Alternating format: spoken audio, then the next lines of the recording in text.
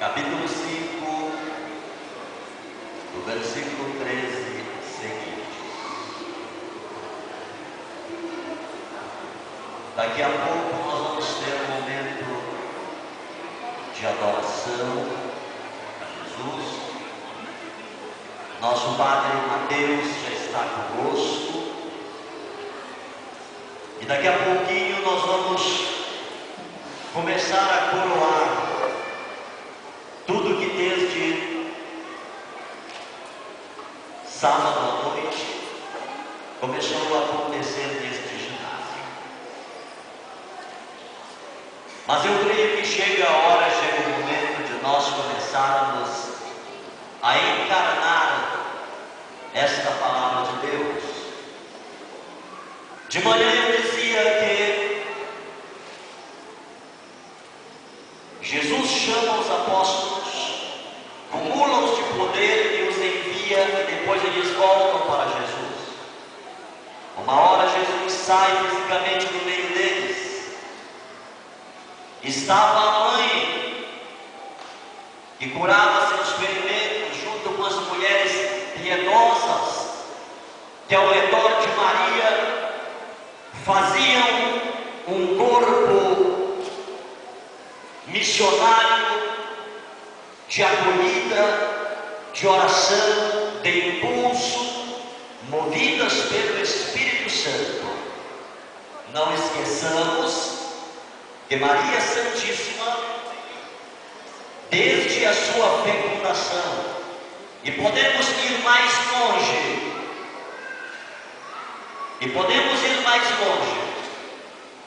o projeto de Deus para a vida de Maria já estava desde antes da fundação do mundo.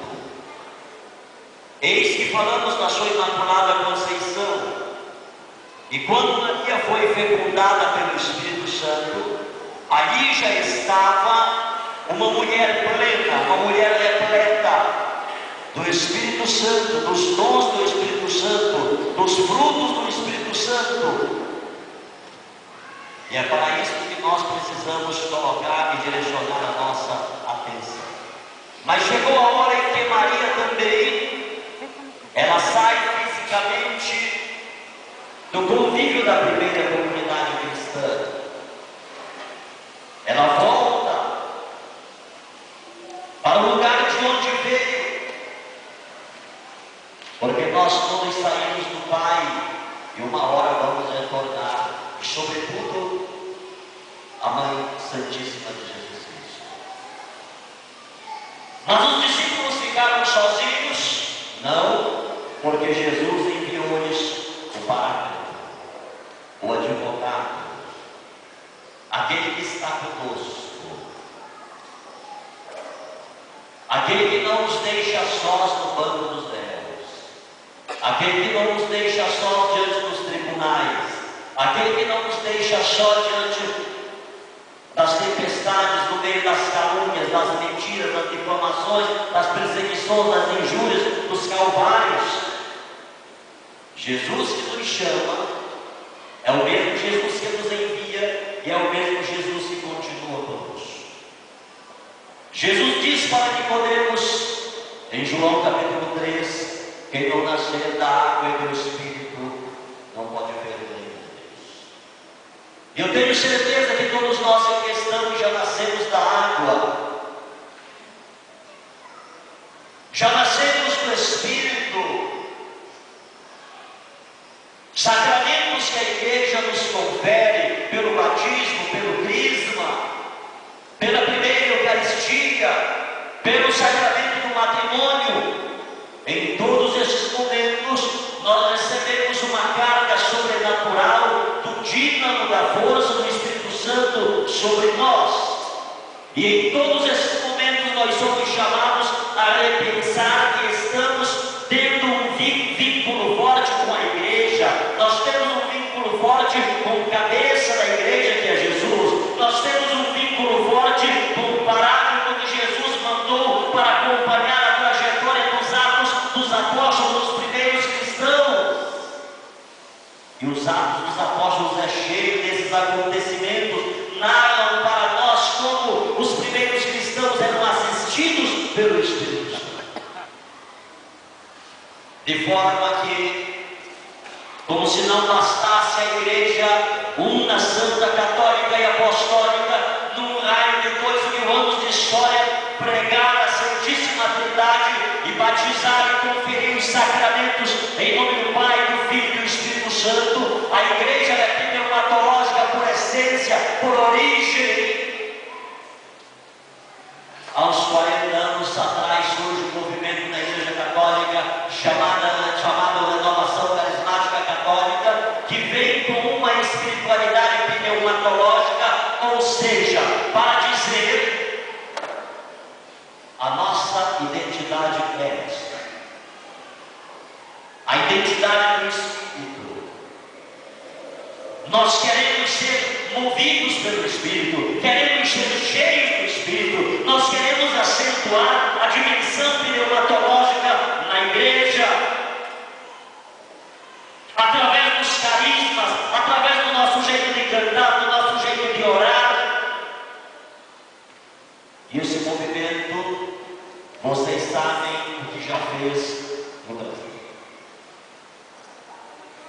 Quantas pessoas já chegaram para Jesus através da renovação carismática? Eu conheço pessoas de alta periculosidade que hoje são coordenadores de grupos de oração, são servos, inclusive que são até sacerdotes, grandes sacerdotes, que começaram na igreja por meio da renovação carismática católica. Eu não posso apagar, eu não posso subtrair as coisas tremendas que Deus já realizou na igreja através da renovação carismática católica. Mas a palavra de Deus, eu creio que hoje, com muito amor, com muito carinho, ela vem chamar a atenção de cada um de nós. Ela vem nos fazer ver algumas coisas. Primeiro, não basta ter fé.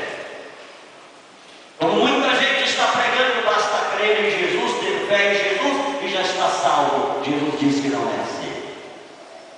A fé, ela é o ponto de partida. Quem crê, logo aqui já bastam as mesmas. Quem crê e for batizado.